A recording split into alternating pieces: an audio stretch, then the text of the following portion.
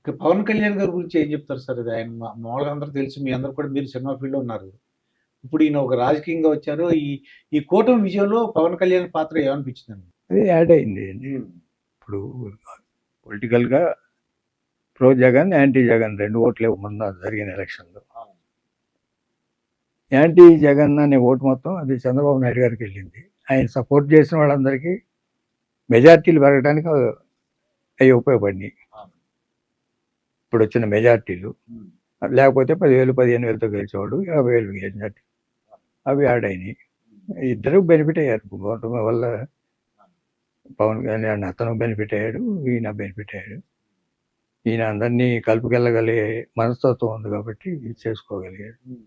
అంటే అందరు ప్రజలు మా డౌట్ ఏంటంటే బీజేపీని ఎలా తీసుకొస్తారు? వీళ్ళిద్దరు కలిసారు. ఆయన జైలు నుంచి అంటే జైలు చంద్రబాబు నాయుడు గారిని కలుసుకుని బయటకు వచ్చిన తర్వాత మీ ఇద్దరు కలిసే పోటీ చేస్తామని చెప్పారు.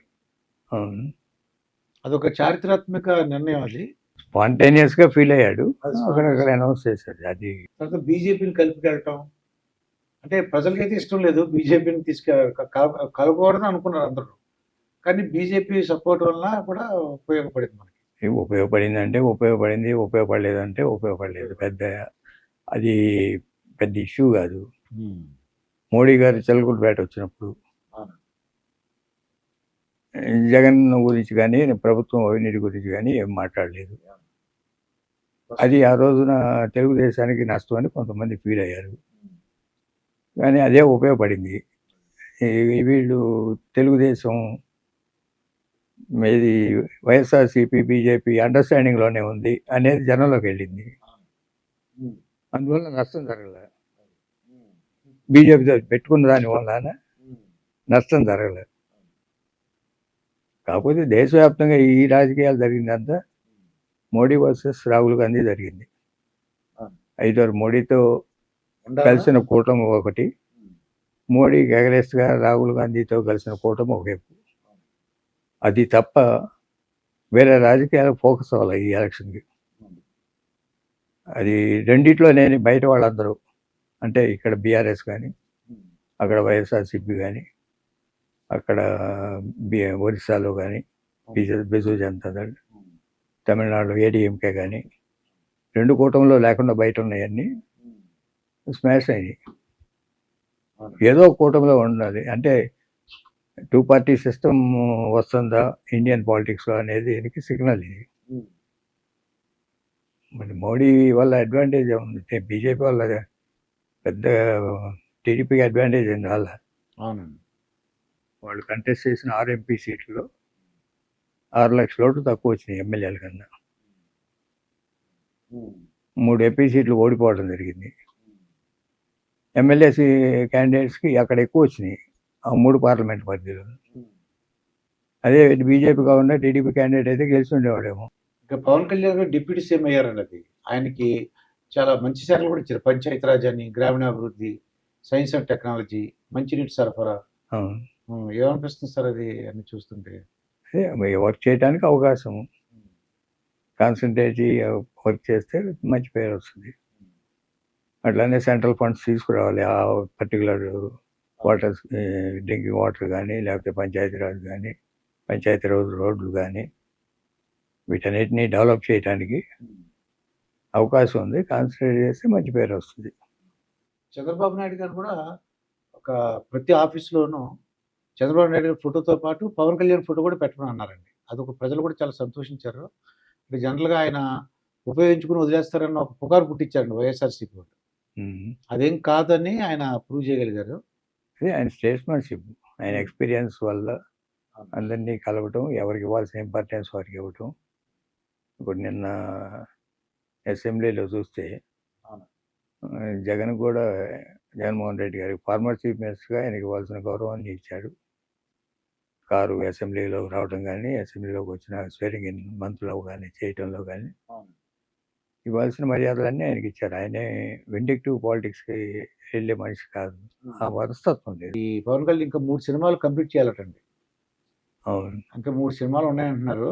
ఇప్పుడు ఆయన డిప్యూటీ సీఎం అయ్యారు కదండి, అంటే ఇంకా కంప్లీట్ చేసేటువంటి అవకాశం ఉంటుంది అంటారా? అంటే మీరు సినిమా ఫీల్డ్లో ఉన్నందుకు అడుగుతున్నాను. చేసి కానీ దానికి ప్రొసీజర్స్ ఉన్నాయి. పర్మిషన్లు తీసుకోవడం లేదా? పర్మిషన్ తీసుకోవడం.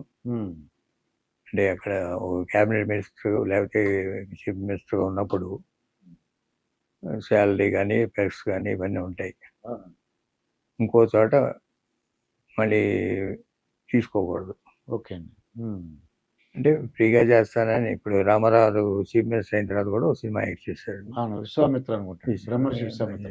ఇది తీసుకునేటప్పుడు ప్రెసిడెంట్ ఆఫ్ ఇండియా దగ్గర సుప్రీంకోర్టులోనూ పర్మిషన్ తీసుకున్నాడు. ఆయన రూపాయి శాలరీ తీసుకున్నాడు. శాలరీ తీసుకోవాలి, ఆయన ప్రిన్సిపల్ కదా. అవును, చీఫ్ మినిస్టర్ ఉన్నప్పుడు.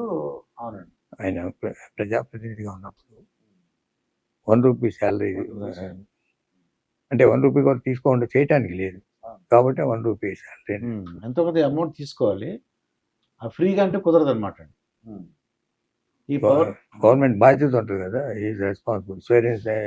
ప్రమాణ స్వీకారం చేస్తారు కదా, ప్రమాణ స్వీకారం చేస్తారంటే చట్టానికి అనుబడి చేయాలి.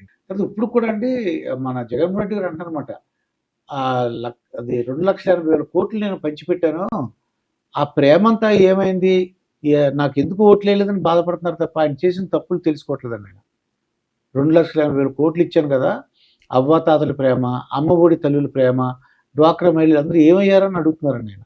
ఇది కరెక్ట్ కాదు. You have to realise where you went wrong. First బేసికల్గా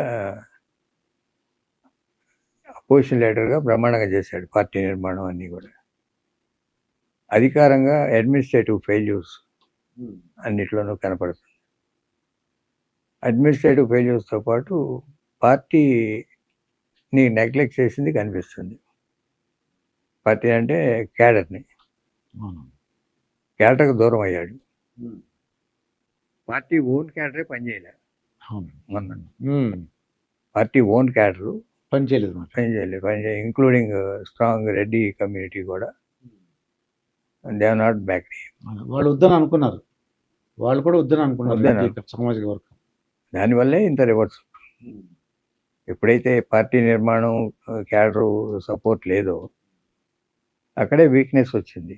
ఈ సంక్షేమ కార్యక్రమాలు ఇప్పుడు చేసేది ఉంది. ఇందిరాగాంధీ ఎప్పుడో మొదలెట్టింది, రామారావు దానికన్నా చాలా ఎక్కువ తీసుకెళ్ళాడు. తర్వాత వైఎస్ రాజశేఖర రెడ్డి గారు ఇంకా ఎక్కువ తీసుకెళ్ళాడు. చంద్రబాబు నాయుడు గారు 200 నుంచి 200 పెన్షన్ ఆయనే చేసింది. ఇవన్నీ ఆన్గోయింగ్ కార్యక్రమాలు, అవి కొత్తగా వచ్చాయి. వాటిల్లో ఇతను చేసిన ఒక మంచి పని ఏంటంటే విలేజ్ వ్యవస్థ సరి చేశాడు. అదే గ్రామ సంచాలయాలు అవి బాగా ఉపయోగపడ్డాయి. వాళ్ళ చేసిన ప్రాపగండా అంతా ఎక్కడ చేసుకున్నారు, డిస్ట్రక్టివ్ మీద, లేకపోతే ఇంకోటి విమర్శించడం మీద, లేకపోతే వ్యక్తిగత దోషాల మీద, వాటి మీద వెళ్ళారు. కానీ మేము ఈ మంచి పనులు చేసామని చెప్పుకునే దానికి అసలు ప్రిఫరెన్స్ ఇవ్వాల. వాళ్ళ సపోర్ట్ చేసే మీడియా కానీ, వాళ్ళ సోషల్ మీడియా కానీ జనంలోకి చేసిన మంచి పనులు తీసుకెళ్లకుండా అవతల వాడి మీద బురద చల్లే కార్యక్రమం ఎక్కువ ఫోకస్ చేసుకున్నారు. అది దే పెయిడ్ ద ప్రైస్.